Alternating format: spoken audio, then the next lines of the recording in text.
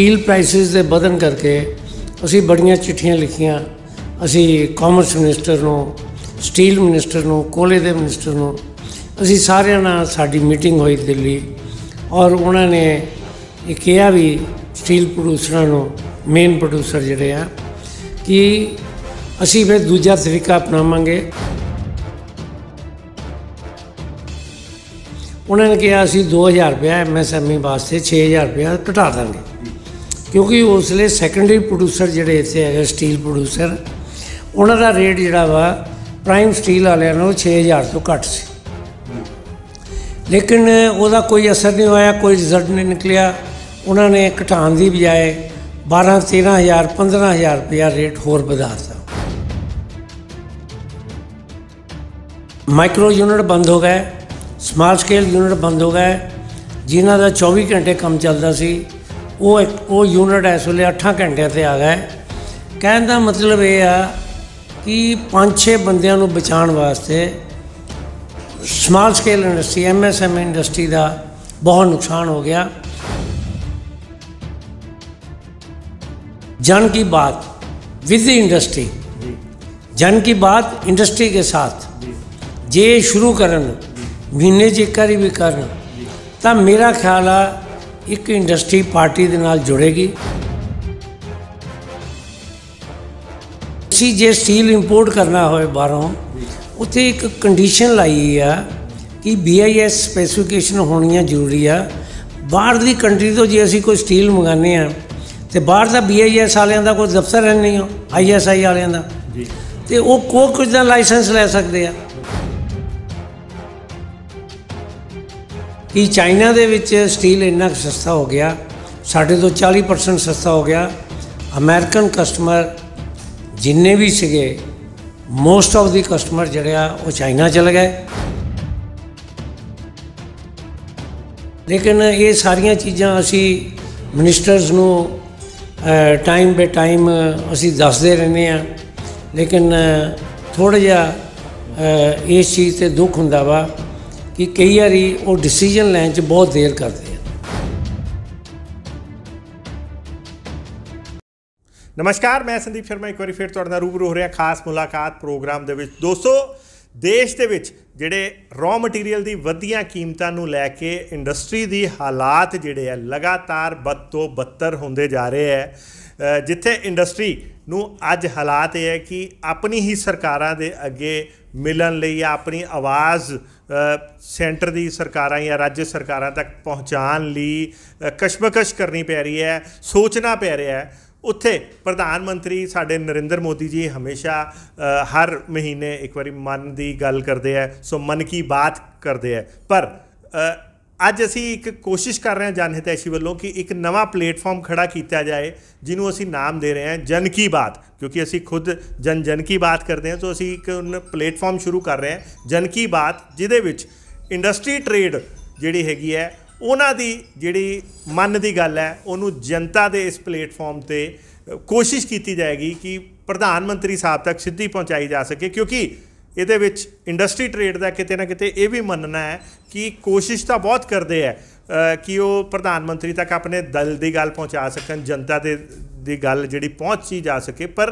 वो पहुँच नहीं पाती क्योंकि किते ना किते लीडरशिप उत्थे तक पहुँचाती नहीं या वो अपनी किते ना किते नलैकी नूं छुपाने की कोशिश करती है। सच्चाई की है ये वक्त दसेगा, पर इस एपीसोड के अज असी पहले जिहड़ा साडा शुरुआत है उहदे विच असी तुहानूं रूबरू करा रहे हैं श्री SC रलन जी नाल, जिहड़े कि FIO, जी हाँ, FIO इंडिया के एक्स नैशनल प्रेजिडेंट रहे हैं। सो गलबात करते हैं, जानते हैं कि की है एक्चुअली जन की बात। मन की बात असी हर बारी सुनते हैं रेडियो ते TV चैनल से, जिससे प्रधानमंत्री साहब सुनते हैं, पर अज प्रधानमंत्री साहब लई श्री नरेंद्र मोदी जी लई जनता वालों असी एक प्लेटफॉर्म क्रिएट करने की कोशिश कर रहे हैं जिस असी कहांगे जन की बात। सो गलबात करते हैं रलन साहब नाल। सर नमस्कार।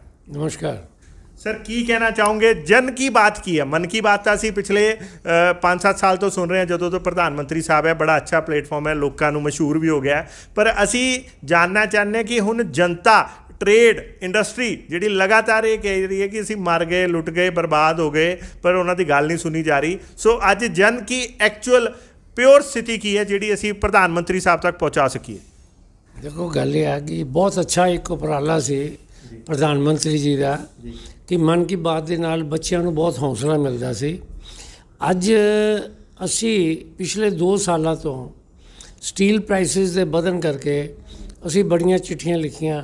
असी कॉमर्स मिनिस्टर नूं, स्टील मिनिस्टर नूं, कोले के मिनिस्टर नूं, असी सारिਆਂ ਨਾਲ साडी मीटिंग हुई दिल्ली और उन्होंने ये कहा भी स्टील प्रोड्यूसरां नूं, मेन प्रोड्यूसर जिहड़े आ कि असी फिर दूजा तरीका अपनावांगे।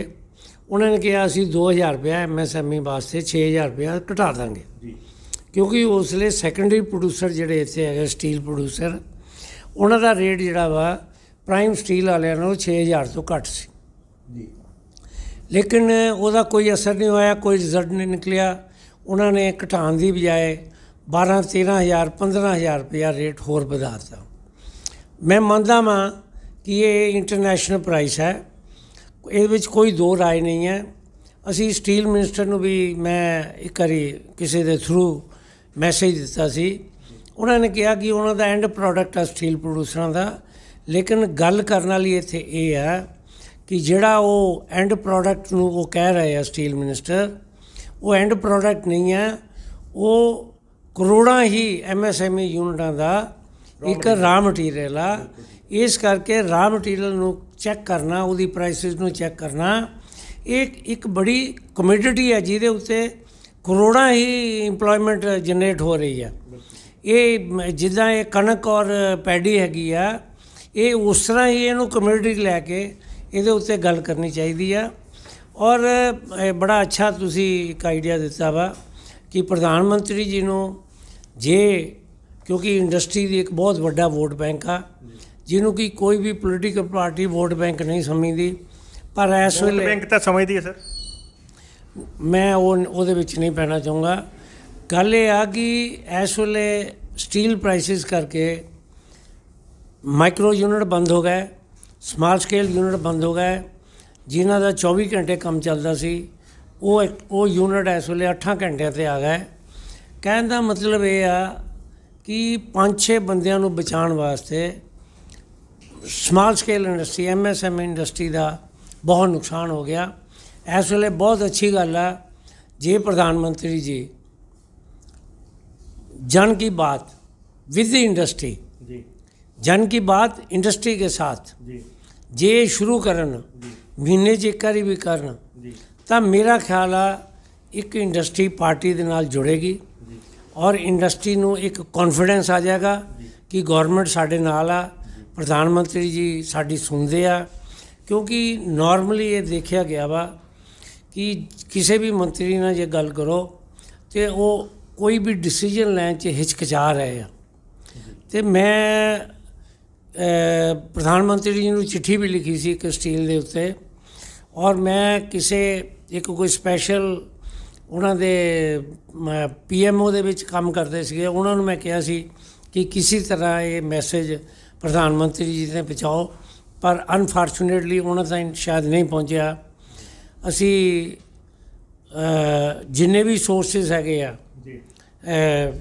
BJP दे, उन्होंने थ्रू असी कई लीडरां नूं इत्थे कहा, लेकिन कोई साडी किसी मंत्री दे नाल मीटिंग नहीं करा सके। असी FIO लैवल ते वो मीटिंग ऑर्गेनाइज कराई सी।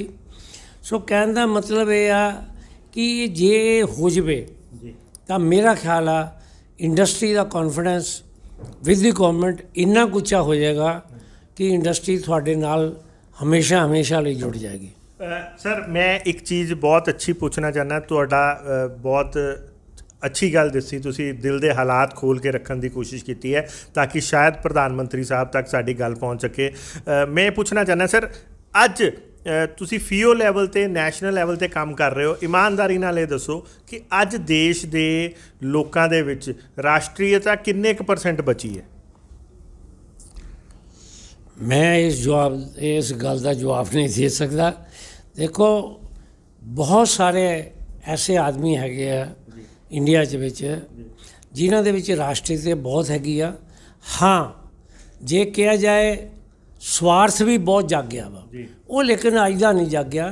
वो पिछले ਜਦੋਂ की आज़ादी मिली आ सन 47 तो बाद, फिर जिले एमरजेंसी लगी, ਇਹ ਲਾਲਚ ਹੋਰ ਵੱਧ ਗਿਆ। ਜੀ ਤੇ ਸੋ ਕਹਿਣ ਦਾ ਮਤਲਬ ਇਹ ਆ, ਇਹ ਤਾਂ ਇੱਕ ਬਹੁਤ ਵੱਡੀ ਕੋਹੜ ਦੀ ਬਿਮਾਰੀ ਆ, ਜਿਹਦਾ ਕੋਈ ਕੋਹੜ ਦੀ ਬਿਮਾਰੀ ਦਾ ਇਲਾਜ ਆ ਗਿਆ ਵਾ, ਲੇਕਿਨ ਇਹਦਾ ਕੋਈ ਇਲਾਜ ਨਹੀਂ। ਮੈਂ ਇਹਦੇ ਵਿੱਚ ਥੋੜੀ ਜਿਹੀ ਇੱਕ ਚੀਜ਼ ਪੁੱਛਣਾ ਚਾਹੁੰਦਾ, ਤੁਸੀਂ ਲੋਕੀ ਐਕਸਪੋਰਟਰਸ ਹੋ, ਤੁਸੀਂ ਐਕਸਪੋਰਟਰ ਦੀ ਇੱਕ ਬਹੁਤ ਵੱਡੀ ਕਮਿਊਨਿਟੀ ਨੂੰ ਰਿਪਰੈਜ਼ੈਂਟ ਕਰਦੇ ਹੋ। ਅਕਸਰ ਸਾਡੇ ਦੇਸ਼ ਦੇ ਵਿੱਚ ਪਾਲਿਸੀ ਜਦੋਂ ਬਣਾਈ ਜਾਂਦੀ ਹੈ, ਕੁਝ ਜਿਵੇਂ ਤੁਸੀਂ ਵੀ ਹੁਣੇ ਕਿਹਾ ਕਿ ਜੀ ਸਟੀਲ ਪ੍ਰਾਈਸਿਸ ਦਾ ਅਸੀਂ ਇਸ ਲਈ ਕਹਿ ਰਹੇ ਹਾਂ ਕਿ ਵੱਧ ਰਹੀ ਹੈ, ਮੈਂ ਵੀ ਸਮਝਦਾ ਹਾਂ, ਮੈਨੂੰ ਲੱਗਦਾ ਤੁਸੀਂ ਸਮਝ ਨਹੀਂ ਰਹੇ, ਮਜਬੂਰੀ ਹੈ ਸਮਝਣ ਦੀ।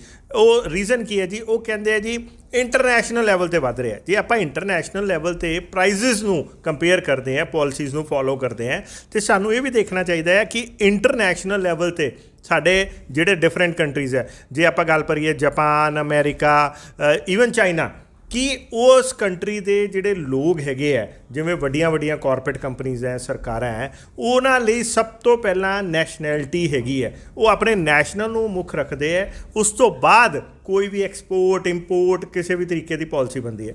ਤੁਸੀਂ ਖੁਦ ਹੀ ਦੱਸਿਆ ਕਿ ਸਾਡਾ ਰॉ ਮਟੀਰੀਅਲ ਜਿਹੜਾ ਹੈਗਾ ਉਹ ਸਰੇਆਮ ਬਾਹਰ ਐਕਸਪੋਰਟ ਹੋ ਰਿਹਾ ਹੈ। ਜੇ ਉਹੀ ਰॉ ਮਟੀਰੀਅਲ ਨੂੰ ਜਦੋਂ ਇੱਥੇ ਇਸਤੇਮਾਲ ਕੀਤਾ ਜਾ ਸਕਦਾ ਹੈ, ਮੈਂ ਕਹਿੰਦਾ ਇੱਕ ਸਰਟਨ ਲਿਮਿਟ ਤਾਂ ਹੋਣੀ ਚਾਹੀਦੀ ਨੈਸ਼ਨੈਲਿਟੀ ਦੇ ਨਾਮ 'ਤੇ, ਕਿਉਂਕਿ ਕੰਟਰੀ ਵੀ ਸਾਡਾ ਹੈ। ਜੇ ਉਸ 'ਚ 10, 20, 30, ਮੈਂ ਨਹੀਂ ਕਹਿੰਦਾ ਸਾਰੀ ਖਪਤ ਇੱਥੇ ਹੋ ਜਾਣੀ ਹੈ, ਪਰ ਦੇਰ ਸ਼ੁੱਡ ਬੀ ਸਰਟਨ ਲਿਮਿਟਸ ਕਿ 30 ਜਾਂ 40% ਉਹ ਇੰਡੀਆ 'ਚ ਹੀ ਵਿਕੇਗਾ, ਬਾਕੀ ਤੁਸੀਂ ਐਕਸਪੋਰਟ ਕਰ ਲਓ। ਅਤੇ ਉਹ ਨੈਸ਼ਨੈਲਿਟੀ ਦੇ ਅੰਡਰ ਇੱਦਾਂ ਦੇ ਕੁਛ ਨੋਰਮਸ ਹੋਣੇ ਚਾਹੀਦੇ ਜਾਂ ਪਹਿਲਾਂ ਹੁੰਦੇ ਸੀਗੇ? ਤੁਹਾਨੂੰ ਨਹੀਂ ਲੱਗਦਾ ਇੱਦਾਂ ਦੀ ਚੀਜ਼ਾਂ ਹੋਣੀਆਂ ਚਾਹੀਦੀਆਂ? ਨਹੀਂ, ਦੇਖੋ ਜਿੱਥੇ ਤਾਈਂ ਇੰਪੋਰਟ ਐਕਸਪੋਰਟ ਦੇ ਰੂਲਸ ਐਂਡ ਰੈਗੂਲੇਸ਼ਨ ਦਾ ਤਲਕ ਆ, ਉਹ ਬਹੁਤ ਅੱਛੇ ਆਏ ਆ। GST ਤੋਂ ਬਾਅਦ ਚੀਜ਼ਾਂ ਬਹੁਤ ਜ਼ਿਆਦਾ ਆਸਾਨ ਹੋ ਗਈਆਂ, ਐਕਸਪੋਰਟਰਾਂ ਵਾਸਤੇ ਵੀ ਹੋ ਗਈਆਂ, ਆਮ ਬਿਜ਼ਨਸਮੈਨ ਲਈ ਵੀ ਬਹੁਤ ਜ਼ਿਆਦਾ ਆਸਾਨੀ ਹੋ ਗਈ ਆ। ਪਰ ਜਿੱਥੇ ਤਾਈਂ ਨੈਸ਼ਨੈਲਿਟੀ, ਮੈਂ ਤਾਂ ਪਹਿਲਾਂ ਕਿਹਾ ਕਿ ਇਹਦੇ ਵਿੱਚ ਲਿਆਉਣ ਵਾਸਤੇ ਮੇਰਾ ਖਿਆਲ ਆ ਮੋਦੀ ਜੀ ਕਾਫੀ ਪਾਰਟ ਪਲੇ ਕਰ ਸਕਦੇ ਆ। ਔਰ ਮੈਂ ਇਹੀ ਕਹੂੰਗਾ ਕਿ ਇਹਦੇ ਬਗੈਰ ਅਸੀਂ ਦੇਸ਼ ਦੇ ਵਿੱਚ ਜਿਹੜੀ ਰੀਅਲ ਤਰੱਕੀ ਆ ਉਹ ਨਹੀਂ ਦੇਖ ਸਕਦੇ। ਨੈਸ਼ਨੈਲਿਟੀ ਨਾ ਹੋਣ ਦਾ ਇੱਕ ਮੇਨ ਕਾਰਨ ਇਹ ਵੀ ਹੈ ਕਿ ਲੋਕੀ ਮਾਈਗ੍ਰੇਸ਼ਨ ਵੀ ਬਹੁਤ ਕਰ ਰਹੇ ਆ ਇੰਡੀਆ ਤੋਂ। ਲੇਕਿਨ ਮੈਂ ਇੱਥੇ ਤੁਹਾਨੂੰ ਸਟੀਲ ਬਾਰੇ ਗੱਲ ਹੋਰ ਐਡ ਕਰਨੀ ਚਾਹੂੰਗਾ ਕਿ ਅਸੀਂ ਜੇ ਸਟੀਲ ਇੰਪੋਰਟ ਕਰਨਾ ਹੋਵੇ ਬਾਹਰੋਂ, ਉੱਥੇ ਇੱਕ ਕੰਡੀਸ਼ਨ ਲਾਈ ਆ ਕਿ BIS ਸਪੈਸੀਫਿਕੇਸ਼ਨ ਹੋਣੀਆਂ ਜ਼ਰੂਰੀ ਆ।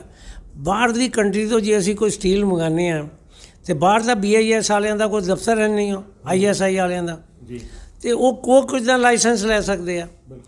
ਉਹ ਚਾਹੀਦਾ ਇਹ ਸੀਗਾ BIS ਸਪੈਸੀਫਿਕੇਸ਼ਨ ਜਾਂ ਉਹਦੇ ਇਕੁਇਵਲੈਂਟ। ਮੈਂ ਇੱਥੇ ਅੱਜ ਇਹ ਦੱਸਣਾ ਚਾਹੂੰਗਾ, ਮੈਂ ਵੀ ਇੱਕ BIS ਦੀ ਹੈਂਡ ਟੂਲ ਦੀ ਸੈਕਸ਼ਨ ਕਮੇਟੀ ਦਾ ਮੈਂਬਰ ਹਾਂ। ਅਸੀਂ ਸਪੈਸੀਫਿਕੇਸ਼ਨਾਂ ਡਰਾ ਕਰਦੇ ਹਾਂ ਬਾਹਰਲੀਆਂ ਸਪੈਸੀਫਿਕੇਸ਼ਨਾਂ ਤੋਂ, ISO ਤੋਂ ਕਰਦੇ ਹਾਂ, DINS ਤੋਂ ਕਰਦੇ ਹਾਂ, ਜਾਂ ਅਮਰੀਕਨ ਸਪੈਸੀਫਿਕੇਸ਼ਨ ਤੋਂ ਕਰਦੇ ਹਾਂ। ਸਾਡੀਆਂ ਸਪੈਸੀਫਿਕੇਸ਼ਨਾਂ ਸਭ ਤੋਂ ਘੱਟ ਆ। ਸਾਡੇ ਤੋਂ ਜੇ ਕੋਈ ਬਾਹਰ ਚੀਜ਼ ਬਣਦੀ ਆ, ਮੈਂ ਹੁਣ ਇੱਥੇ ਇਹ ਹੁਣ ਉਹਦਾ ਹਾਂ ਹੋਇਆ ਕਿ ਚਾਈਨਾ ਦੇ ਵਿੱਚ ਸਟੀਲ ਇੰਨਾ ਕੁ ਸਸਤਾ ਹੋ ਗਿਆ, ਸਾਡੇ ਤੋਂ 40% ਸਸਤਾ ਹੋ ਗਿਆ। ਅਮਰੀਕਨ ਕਸਟਮਰ ਜਿੰਨੇ ਵੀ ਸੀਗੇ, ਮੋਸਟ ਆਫ ਦੀ ਕਸਟਮਰ ਜਿਹੜੇ ਆ ਉਹ ਚਾਈਨਾ ਚਲੇ ਗਏ, ਕਿਉਂਕਿ ਉਹਨਾਂ ਨੂੰ 25% ਡਿਊਟੀ ਪੇ ਕਰਕੇ ਵੀ ਉੱਥੇ ਸਸਤਾ ਪੈ ਰਿਹਾ ਸੀਗਾ। ਕਿਉਂਕਿ ਓਸ਼ਨ ਫਰੇਟ ਚਾਈਨਾ ਤੋਂ ਕੰਪੇਅਰ ਟੂ ਇੰਡੀਆ ਬਹੁਤ ਘੱਟ ਆ। ਲੇਕਿਨ ਇਹ ਸਾਰੀਆਂ ਚੀਜ਼ਾਂ ਅਸੀਂ ਮਿਨਿਸਟਰਸ ਨੂੰ ਟਾਈਮ ਬਾਏ ਟਾਈਮ ਅਸੀਂ ਦੱਸਦੇ ਰਹਿੰਦੇ ਹਾਂ। ਲੇਕਿਨ ਥੋੜ੍ਹਾ ਜਿਹਾ ਇਸ ਚੀਜ਼ 'ਤੇ ਦੁੱਖ ਹੁੰਦਾ ਵਾ ਕਿ ਕਈ ਵਾਰੀ ਉਹ ਡਿਸੀਜਨ ਲੈਣ 'ਚ ਬਹੁਤ ਦੇਰ ਕਰਦੇ ਆ। ਸੋ ਕੁੱਲ ਮਿਲਾ ਕੇ ਹੁਣ ਤੁਸੀਂ ਚਾਹੁੰਦੇ ਹੋ ਕਿ ਇੱਕ ਇਹੋ ਜਿਹਾ ਪਲੇਟਫਾਰਮ ਪ੍ਰਧਾਨ ਮੰਤਰੀ ਸਾਹਿਬ ਨੂੰ ਬਣਾਉਣਾ ਚਾਹੀਦਾ ਹੈ ਜਿਹਦੇ ਵਿੱਚ ਉਹ ਮਨ ਕੀ ਬਾਤ ਤਾਂ ਕਰਨ, ਪਰ ਉਹ ਮਨ ਕੀ ਬਾਤ ਇੰਡਸਟਰੀ ਦੇ ਨਾਲ ਕਰਨ, ਜਿੱਦਾਂ ਬਾਕੀਆਂ ਨਾਲ ਕਰ ਰਿਹਾ, ਬੱਚਿਆਂ ਨਾਲ ਕਰ ਰਿਹਾ, ਹੋਰ ਟੌਪਿਕ 'ਤੇ ਕਰ ਰਿਹਾ, ਅਤੇ ਇੱਕ ਇੰਡਸਟਰੀ ਦੇ ਨਾਲ ਵੀ ਕੀਤਾ ਜਾਏ ਜਿੱਥੇ ਖੁੱਲ੍ਹਾ ਮੰਚ ਹੋਵੇ, ਆਪਸ 'ਚ ਗੱਲਬਾਤ ਕੀਤੀ ਜਾ ਸਕੇ। ਮੈਂ ਬਿਲਕੁਲ ਐਗਰੀ ਕਰਦਾ ਵਾਂ ਕਿ ਇਸ ਵੇਲੇ ਜਿਹੜੀ ਇੰਡਸਟਰੀ ਦੀ ਫਰਸਟ੍ਰੇਸ਼ਨ ਹੈਗੀ ਆ, ਉਹ ਜੇ ਪ੍ਰਧਾਨ ਮੰਤਰੀ ਜੀ, ਕਿਉਂਕਿ ਪ੍ਰਧਾਨ ਮੰਤਰੀ ਜੀ ਦੀ ਬਹੁਤ ਰਿਸਪੈਕਟ ਆ ਇਸ ਵੇਲੇ, ਔਰ ਜੇ ਉਹ ਕਰਨਗੇ ਤਾਂ ਕੌਨਫੀਡੈਂਸ ਲੈਵਲ ਜਿਹੜਾ ਵਾ ਇੰਡਸਟਰੀ ਦਾ ਉਹ ਦੁਬਾਰਾ ਬਰਕਰਾਰ ਹੋ ਜਾਏਗਾ, ਦੁਬਾਰਾ ਰੈਸਟੋਰ ਹੋ ਜਾਏਗਾ। ਇਹ ਗੱਲ ਜਦੋਂ ਇਹ ਜਿਹੜੀ ਆ ਮਨ ਕੀ ਬਾਤ ਵਿਦ ਇੰਡਸਟਰੀ, ਇਹ ਜਦੋਂ ਜਿੰਨੀ ਜਲਦੀ ਸ਼ੁਰੂ ਹੋ ਸਕਦੀ ਆ ਉਹ ਕਰਨੀ ਚਾਹੀਦੀ ਹੈ ਪ੍ਰਾਈਮ ਮਿਨਿਸਟਰ। ਮੇਰੀ ਅਪੀਲ ਹੈ ਪ੍ਰਾਈਮ ਮਿਨਿਸਟਰ। ਠੀਕ ਹੈ sir, thank you sir, thank you sir. So ਦੋਸਤੋ ਇਹ ਸੀਗੇ ਐਸ.ਸੀ. ਰਲਨ ਜੀ ਜਿਹੜੇ ਕਿ FIO ਇੰਡੀਆ ਦੇ ਐਕਸ ਪ੍ਰੈਜ਼ੀਡੈਂਟ ਹੈ ਔਰ ਖੁਦ ਬਹੁਤ ਵੱਡੇ ਐਕਸਪੋਰਟਰ ਹੈ। ਬਹੁਤ ਸਾਰੀ engineering industry, hand tool industry, ਬਹੁਤ ਸਾਰੀ ਐਸੋਸੀਏਸ਼ਨਾਂ ਦੇ ਲੀਡਰ ਵੀ ਹੈਗੇ ਹੈ, ਮਤਲਬ ਉਹਨਾਂ ਨੂੰ ਰਿਪਰੈਜ਼ੈਂਟ ਕਰਦੇ ਹੈਗੇ ਹੈ। ਸੋ ਇਹਨਾਂ ਨੇ ਇੱਕ ਬੜਾ ਅੱਛੀ ਇੱਕ ਅਪੀਲ ਕੀਤੀ ਹੈ ਪ੍ਰਧਾਨ ਮੰਤਰੀ ਸਾਹਿਬ ਨੂੰ ਕਿ ਪ੍ਰਧਾਨ ਮੰਤਰੀ ਸਾਹਿਬ ਦੀ ਰਿਸਪੈਕਟ ਬਹੁਤ ਹੈ, ਪਰ ਅੱਜ ਕਿਤੇ ਨਾ ਕਿਤੇ ਦੇਸ਼ ਦੀ ਇੰਡਸਟਰੀ ਜਿਹੜੀ ਹੈ ਇੱਕ ਪਲੇਟਫਾਰਮ ਦੀ ਕਮੀ ਮਹਿਸੂਸ ਕਰ ਰਹੀ ਹੈ, ਜਿਹਦੇ ਵਿੱਚ ਉਹ ਆਪਣੇ ਦਿਲ ਦੀ ਗੱਲ ਸਿੱਧਾ ਪ੍ਰਧਾਨ ਮੰਤਰੀ ਸਾਹਿਬ ਤੱਕ ਪਹੁੰਚਾ ਸਕਣ, ਉਹਨਾਂ ਨਾਲ ਜਿਹੜਾ ਹੈਗਾ ਖੁੱਲ੍ਹੇ ਮੰਚ 'ਤੇ ਗੱਲਬਾਤ ਕਰ ਸਕਣ, ਕਿਉਂਕਿ ਉਹਨਾਂ ਨੂੰ ਬਹੁਤ ਸਾਰੀ ਉਮੀਦਾਂ ਹੈ ਕਿ ਪ੍ਰਧਾਨ ਮੰਤਰੀ ਜਿਹੜੇ ਕਿ ਬੜਾ ਇੱਕ ਅੱਛਾ ਵਿਜ਼ਨ ਲੈ ਕੇ ਅੱਗੇ ਵਧੇ ਹੋਏ ਹੈ, ਉਸ ਵਿਜ਼ਨ ਨੂੰ ਉਹ ਪੂਰਾ ਵੀ ਕਰ ਸਕਦੇ ਆ। ਪਰ ਗੱਲ ਇਹ ਹੈ ਕਿ ਇੱਕ ਪਲੇਟਫਾਰਮ ਦੀ ਕਮੀ ਹੈ ਜਿਹਦੇ ਵਿੱਚ ਉਹਨਾਂ ਦੀਆਂ ਗੱਲਾਂ ਜਿਹੜੀਆਂ ਸਿੱਧਾ ਪ੍ਰਧਾਨ ਮੰਤਰੀ ਸਾਹਿਬ ਤੱਕ ਪਹੁੰਚ ਸਕਣ ਅਤੇ ਉਹ ਉਸ ਗੱਲ ਨੂੰ ਸਮਝਦੇ ਹੋਏ ਅਗਲੀਆਂ ਪਾਲਿਸੀਆਂ ਜਾਂ ਸਟ੍ਰੈਟਜੀ ਨੂੰ ਮੇਕ ਕੀਤਾ ਜਾ ਸਕੇ, ਜਿਹਦੇ ਨਾਲ ਮੇਕ ਇਨ ਇੰਡੀਆ ਦਾ ਉਹਨਾਂ ਦਾ ਖੁਦ ਦਾ ਸੁਪਨਾ ਜਿਹੜਾ ਹੈਗਾ ਪੂਰੇ ਵਰਲਡ 'ਚ ਫਲਰਿਸ਼ ਹੋ ਸਕੇ। ਸੋ ਫਿਲਹਾਲ ਇਹ ਸੀ ਇੱਕ ਜਨ ਹਿਤੈਸ਼ੀ ਦੀ ਅੱਜ ਸ਼ੁਰੂਆਤ। ਇੱਦਾਂ ਹੀ ਅਸੀਂ ਇਸ ਟੌਪਿਕ 'ਤੇ ਹੋਰ ਵੀ ਜਿਹੜੇ ਵੱਖ-ਵੱਖ ਇੰਡਸਟਰੀਆਂ ਦੇ ਜਿਹੜੇ ਨੁਮਾਇੰਦੇ ਉਹਨਾਂ ਨਾਲ ਗੱਲਬਾਤ ਕਰਕੇ ਇੱਕ ਕੋਸ਼ਿਸ਼ ਕਰਦੇ ਰਹਾਂਗੇ। ਦੇਖਦੇ ਰਹੋ, ਬਨੇ ਰਹੋ ਜਨ ਹਿਤੈਸ਼ੀ। ਧੰਨਵਾਦ।